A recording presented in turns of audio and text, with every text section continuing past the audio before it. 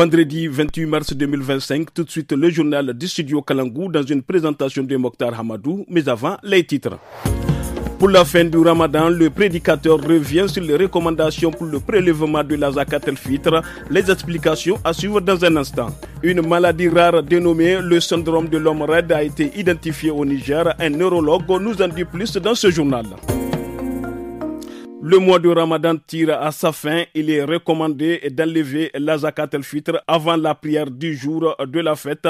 Dr Boubacar Seydou Touré, islamologue, explique la Zakat et à qui elle est destinée. Il est interrogé par Sanda Nakali. La Zakat el-Fitr, le prophète Mohammed a dit, il faut donner ça aux pauvres pour qu'ils manifestent leur joie le jour de la fête. Il est demandé d'enlever ce Zakat el-Fitr soit un jour avant la fête ou 2 jours avant la fête. Le prophète nous a conseillé, il faut le faire en partant à la prière. Et vous le savez, on enlève nos denrées alimentaires pour donner à ces pauvres. Prenons un exemple. Vous donnez à quelqu'un du mil, du sorgho ou du maïs. Et il dit, n'a qu'à préparer ça le jour-là. Non, donc on n'a pas suivi le conseil du prophète qui nous fait savoir, il faudrait que les gens-là sentent la joie. Donc, ce qui est bon pour nous et pour ces pauvres-là, et en suivant les directives du prophète Mohammed, si on a les moyens, il faudra enlever du riz. Le riz sur les champs, vous le donnez, avant même que vous partez à l'après pour revenir, cette personne pauvre va manger avec sa famille. À l'occasion de la journée météorologique mondiale, la direction de la météorologie nationale du Niger a organisé une conférence publique sous le thème « Combler ensemble les lacunes en matière d'alerte précoce ».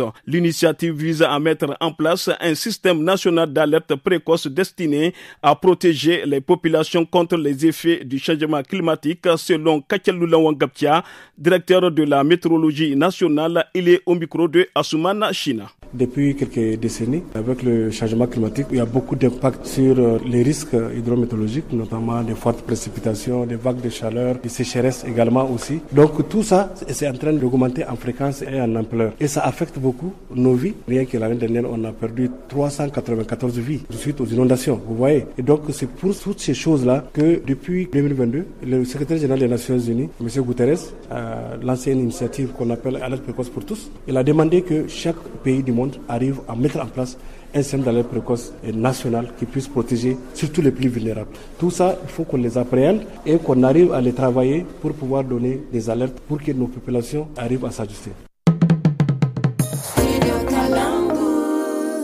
Une foire dédiée à la volaille se tient du 27 au 29 mars 2025 à la place de l'ancien petit marché de Niamey. L'initiative vise à faciliter l'approvisionnement en volaille pour les festivités de l'Aïd el-Fitr tout en soutenant les commerçants locaux.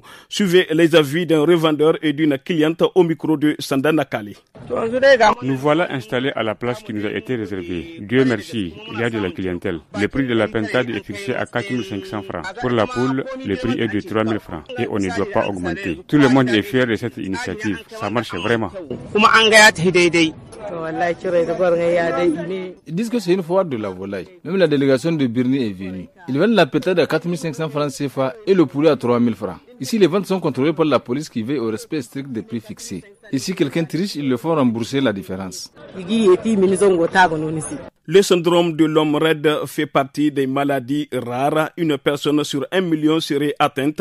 La prise en charge de cette maladie est très coûteuse selon les spécialistes. Elle a été identifiée au Niger également. Dr Moussa Konate Mahadi, neurologue, explique cette maladie au micro de Assoumana China. Le syndrome de l'homme raide, c'est une maladie qui affecte le système nerveux central.